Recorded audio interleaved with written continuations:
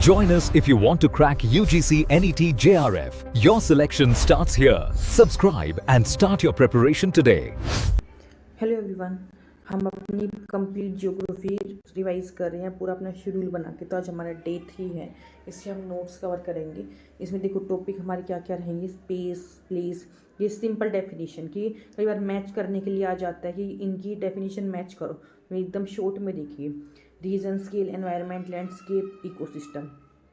फिर earth as a planet की कुछ हम देख लेंगे जो इंपॉर्टेंट फैक्ट्स है। ओरिजिन ऑफ अर्थ, फिर प्लेट बाउंड्रीज, जो बेसिक्स है वो बिल्कुल हम एग्जाम ओरिएंटेड चीज़ें रखेंगे। ठीक है, शुरू करते हैं। सबसे पहले स्पेस क्या होता है। स्पेशल स्पेस मीनिंग ये है कि फिजिकल एक्सटेंट में कि एरिया है एक जगह का, वो स्पेस हो गई जिसमें ऑब्जेक्ट, इवेंट या प्रोसेस कुछ भी चीज़ें हो रही है। ये फंडामेंटल कॉन्सेप्ट होता है हमारा ज्योग्राफी का। देखो इसमें हम की पॉइंट क्या देखेंगे। ज्योग्राफी की study spatial distribution of phenomena. Space can be absolute space, fix location और relative space, location in relative to other spaces. इसके हम वन लाइनर हम कैसे देख लेते हैं कि फिनोमिना और ऑफ अर्थ सरफेस जहाँ हो रहा है, इसके क्वेश्चन कैसे बन सकते हैं। देखो, which concept is the most central to geography, तो हम इसमें क्या बोल देंगे, स्पेस। प्लेस देखते हैं। प्लेस हम रिफर करते हैं ऐसा पोर्शन स्पेस का ही जिसकी यूनिक कैरेक्टरिस्टिक्स हो जाएंगी। ठीक है, इसकी क्या क्या चीज़ें होती है, लोकेशन होती है, मीनिंग होती है, उसकी आइडेंटिटी होती है। स्पेस एब्स्ट्रैक्ट होता है, लिव्ड, एक्सपीरियंस्ड, मीनिंगफुल स्पेस। जैसे कि दिल्ली एज ए प्लेस हो जाएगा, इसकी कल्चरल आइडेंटिटी है, हिस्टोरिकल इंपॉर्टेंस है, पॉलिटिकल रोल है। इसके इंपॉर्टेंट थिंकर कौन से आ जाते हैं, यी फू ट्वान। इन्होंने क्या ह्यूमनिस्टिक ज्योग्राफी और कॉन्सेप्ट ऑफ प्लेसेस में अपनी बातें बताई थी। फिर हम देखते हैं रीजन। रीजन क्या है कि एरिया है जिसमें होमोजेनिटी है फंक्शंस की। फंक्शन मतलब सारे यूनिटी में एक तरह से काम करे, होमोजीनियस है ये। टाइप ऑफ रीजन हमारे आ जाते हैं फॉर्मल और यूनिफॉर्मल रीजन। इसमें क्या हो जाता है, फॉर्मल में सारी सिमिलर कैरेक्टरिस्टिक्स रहती है। एग्जाम्पल जैसे कि डेजर्ट रीजन हो गए। फिर फंक्शनल में और नोडल में क्या हो जाएगा, ऑर्गेनाइज्ड अराउंड ए नोड के अराउंड सारा काम कर रहा है, जैसे कि दिल्ली एनसीआर हो गया। फिर परसेप्चुअल वेरकैनुलर, जैसे कि हो गया पीपल के परसेप्शन के ऊपर बेस है, जैसे कि नॉर्थ इंडिया, मिडिल ईस्ट। फिर हम देखते हैं इंपॉर्टेंट स्कॉलर्स कौन कौन से हैं। इसमें Vidal, de la, Blache, regional geography इन्होंने दी है। हार्शोन रिलेटेड है एरियल डिफरेंशिएशन से। फिर इसके PYQ टाइप क्वेश्चंस देखो, which type of region is based on the public reception, तो लोगों की सोच के ऊपर कौन सा डिसाइड होता है, वेरक्यूलर। फिर स्केल क्या होता है, स्केल के दो मीनिंग हो सकते हैं। देखो, एक तो रेशियो होता है डिस्टेंस ऑन मैप और डिस्टेंस ऑन ग्राउंड का। फिर टाइप ऑफ मैप हमारे आ जाते हैं मैप स्केल। स्टेटमेंट स्केल, ये 1 सेंटीमीटर मतलब जैसे कि 1 किलोमीटर, ये मैंने स्टेटमेंट लिख दिया। फिर है रिप्रेजेंटेटिव, जो हम करेंगे RF में दिखाएंगे कि 1 रेशियो किसके बराबर है, 50,000 के बराबर। फिर लीनियर ग्राफिक स्केल आ जाते हैं हमारे, जो हम लाइन खींच के ग्राफ बना के शो करते हैं। फिर है ज्योग्राफिकल स्केल, जिसमें हमारे आ जाते हैं लेवल ऑफ एनालिसिस आ जाते हैं, जैसे कि लोकल, रीजनल, नेशनल, ग्लोबल। फिर लार्ज स्केल और स्मॉल स्केल। लार्ज स्केल पे हमारे आ जाएंगे जैसे कि इसमें स्मॉल एरिया दिखाई देता है, मोर डिटेल्स आती है। स्मॉल स्केल में क्या होता है, लार्ज एरिया दिखाई देता है और लेस डिटेल होती है। तो ये उल्टी कॉन्सेप्ट होते हैं। तो और एग्जाम में हम क्या फंस जाते हैं, क्या करेंगे हम, लार्ज स्केल मतलब कि ज़्यादा डिटेल आ रही है, स्मॉल स्केल हो रहा है तो लेस डिटेल हो रही है। लेकिन होता ये अपोजिट है। लार्ज स्केल मैप है तो यानी कि स्मॉल एरिया उसमें दिखाई देगा और डिटेल्स ज़्यादा होंगी। लार्ज क्या है, डिटेल्स, स्मॉल क्या है, डिटेल्स। तो डिटेल्स के ऊपर हम चल रहे हैं, एरिया नहीं देख रहे हम। ठीक है, इसके क्वेश्चन देखो, कौन सा मैप शो करता है ग्रेटर डिटेल, तो हम इसमें से सबसे बड़ा कौन सा दिखाएंगे। अगर बड़ा पूछा है तो हम छोटा वाला सबसे सेलेक्ट करेंगे, यानी कि 1:50,000 वाला। फिर देखो एनवायरनमेंट क्या, इसका मीनिंग ये है कि हमारे आसपास की जो भी सराउंडिंग है जिसमें हम लोग रह रहे हैं। इसके टाइप हो जाएंगे फिजिकल, नेचुरल एनवायरनमेंट। इसमें आ जाएंगे land, water, air, climate, soil, vegetation. फिर बायोलॉजिकल एनवायरनमेंट में हमारे प्लांट, एनिमल, माइक्रो ऑर्गेनिजम्स। फिर कल्चरल और ह्यूमन मेड एनवायरनमेंट है, रोड्स, बिल्डिंग, एग्रीकल्चर, इंडस्ट्रीज वगैरह ये चीज़ें। फिर वन लाइनर में हम देख लेते हैं एनवायरनमेंट में क्या क्या इंक्लूड होता है, बायोटिक और अबायोटिक। इंपॉर्टेंट इसका कॉन्सेप्ट क्या है, ह्यूमन एनवायरनमेंट इंटरेक्शन क्या है, कोर थीम होती है ज्योग्राफी की। फिर लैंडस्केप क्या है, जो हमें विजिबल अपीयरेंस दिखाई दे रही है। जैसे हम छोटे थे जब लैंडस्केप फोटो नहीं बनाते कि हमें घर दिख रहा है, पहाड़ दिख रहा है, जो मतलब मेरे को सामने का अपना व्यू दिख रहा है नेचर का, वो लैंडस्केप है एक तरह से। टाइप हो जाएंगे एक तो नेचुरल लैंडस्केप है जिसके माउंटेन, रिवर, फॉरेस्ट। एक हमारा कल्चरल जो इंसानों ने बनाया, ह्यूमन मॉडिफाइड हो गया, फार्म, सिटीज, रोड्स वगैरह।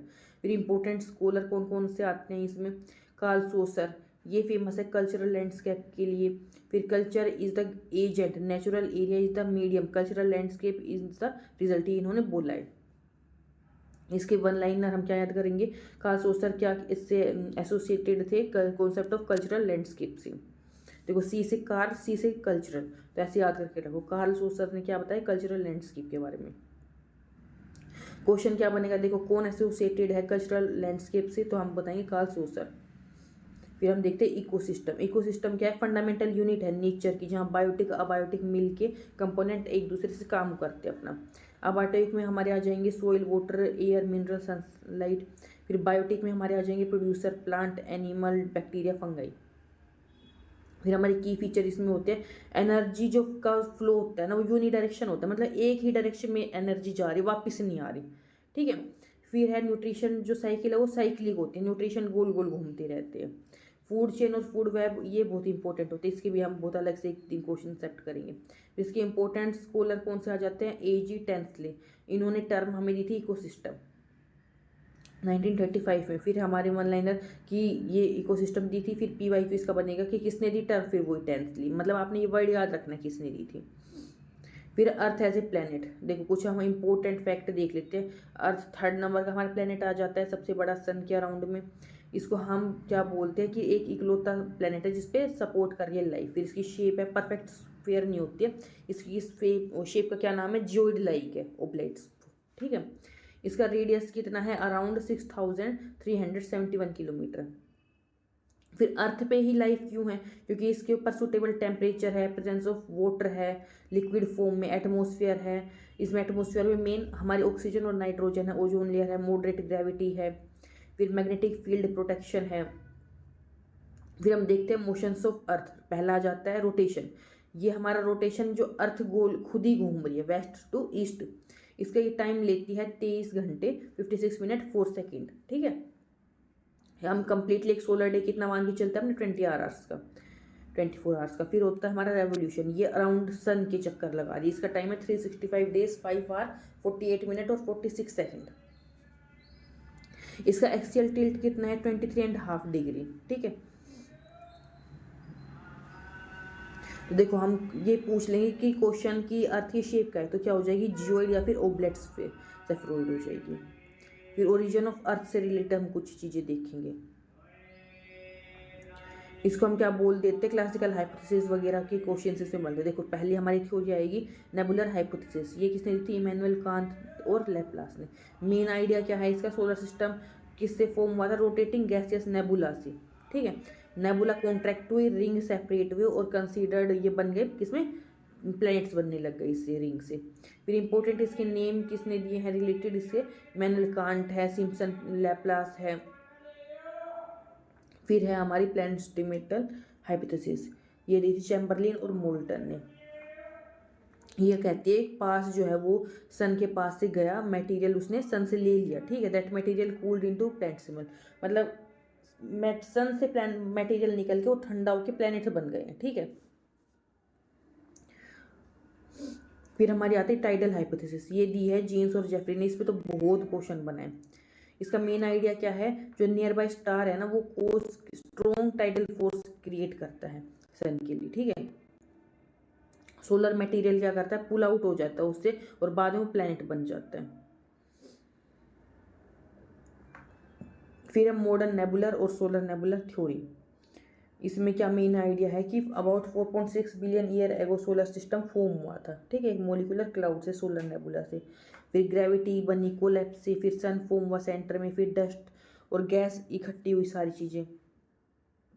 फिर इसकी स्टेज क्या आती है, सबसे पहले सोलर नेबुला कोलैप्स हुआ, फिर प्रोटोसन बना, फिर एस्केलेट हुए पार्टिकल, फिर प्लैनेटेसिमल बनी, फिर प्रोटोप्लैनेट बने, फिर अर्थ फॉर्मेशन हुई। फिर देखो इसका PYQ क्या दे रखा है कि हाइपोथेसिस किसने दी थी, चैम्बरलिन और मोल्टन ने। फिर हम प्लेट बाउंड्रीज के बेसिक्स देख लेते हैं कि लिथोस्फीयर होता है पहले, ये कल भी हमारे क्लास में सारा का सारा देख लिया था। लिथोस्फीयर, फिर एस्थेनोस्फीयर। लिथोस्फीयर क्या है, ऊपर एक प्लेट में घूम रही है चीज़ें, ठीक है, और किसके ऊपर, एस्थेनोस्फीयर के ऊपर, जो कि सेमी मोल्टन में। फिर ये जो प्लेट टेक्टोनिक थ्योरी, ये सारी चीज़ें बताती है कैसे ये चीज़ें related, earthquake, volcano, mountain building, ocean trench, ये सारी चीज़ें। ये हम सारे आज डिटेल में नहीं करें क्योंकि हम ये कल सारी देख चुके थे, ये सारा का सारा।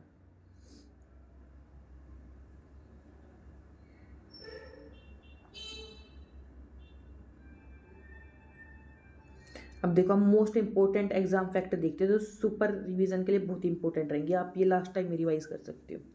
तो स्पेस क्या होता है, सेंट्रल स्पेशल कॉन्सेप्ट होता है ज्योग्राफी में। प्लेस क्या होता है, स्पेस विद मीनिंग।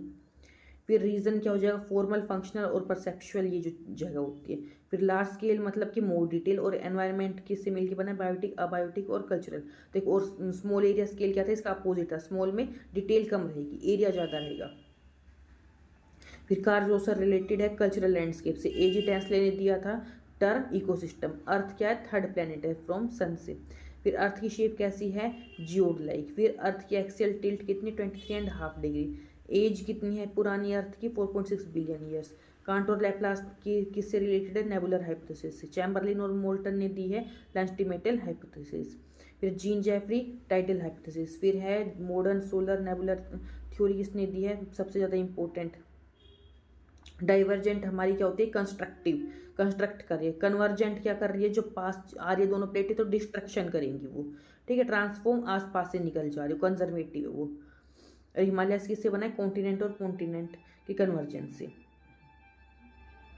देखो टर्म इकोसिस्टम किसने दी है, तो हमारी हो जाएगी टेंसली ने। फिर कल्चरल लैंडस्केप किससे एसोसिएटेड है, हमारे सोसर से।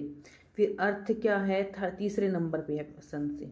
फिर सबसे जो हमारी थ्योरी है एक्सेप्टेड आज के टाइम पे, वो क्या है, मॉडर्न सोलर नेबुलर थ्योरी। और हिमालय कैसे बने, कॉन्टिनेंटल प्लेट के मिलने से। फिर लार्ज स्केल मैप क्या करता है, ज़्यादा डिटेल दिखाता है और एरिया कम दिखाएगा। फंक्शनल रीजन कौन सा है इसमें से, दिल्ली एनसीआर।